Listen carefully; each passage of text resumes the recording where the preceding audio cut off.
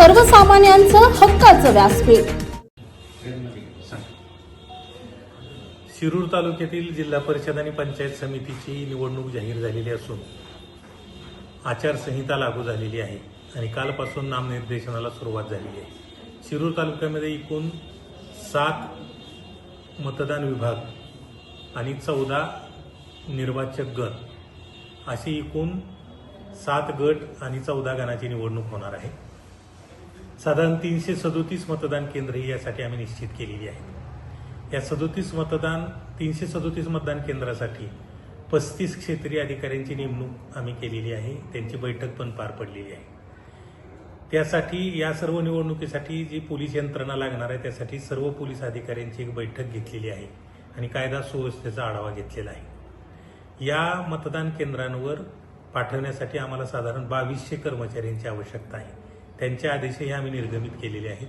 त्यांची 2 प्रशिक्षणही आम्ही देणार आहोत आणि 3रं प्रशिक्षण जे आहे ते डिस्पॅचच्या अगोदर दिलं जाईल। आपणा सर्वांना ज्ञातच आहे की 21 तारीख हा शेवटचा दिवस आहे नामनिर्देशन पत्र दाखल करण्याचा। 22 तारखेला छाननी होणार आहे।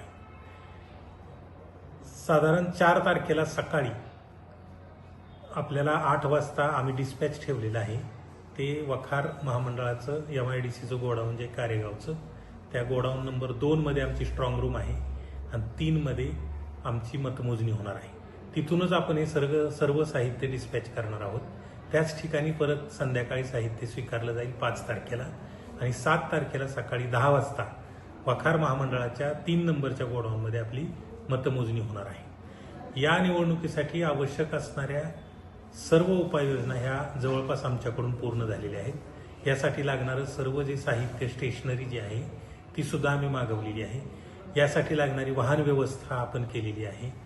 आचारसंहितेचं काटेकोर पालन करण्यासाठी SST, VST, FST ही जी पथकं आपल्याला स्थापन करावी लागतात, खर्चासाठी जो पथक स्थापन करावं लागतं ते सुद्धा आपण केलेलं आहे। याशिवाय उमेदवारांना मतदार यादी पुरवण्याचं कामही आमच्या कार्यालयामार्फत या ठिकाणी होत आहे। उमेदवारांना लागणाऱ्या वेगवेगळ्या परवानग्यासाठी एक खिडकी सुविधा कक्ष सुद्धा तहसील कार्यालयामध्ये स्थापन करण्यात आलेला आहे। आता मी ज्या ठिकाणी बसलेलो आहे तहसीलदारांच्या दालनामध्ये आपण सर्व नामनिर्देशन पत्र स्वीकारणार आहोत। याची वेळोवेळची माहिती ही सर्व मतदारांना, सर्व राजकीय पक्षांना आम्ही देऊच। कुठल्याही मतदान केंद्रावर मतदाना दिवशी मोबाईल फोनचा वापर करता येणार नाही। किमान सुविधा ज्या मतदान केंद्रावर पुरवाव्या लागतात त्या निश्चित प्रशासनामार्फत पुरवल्या जातील।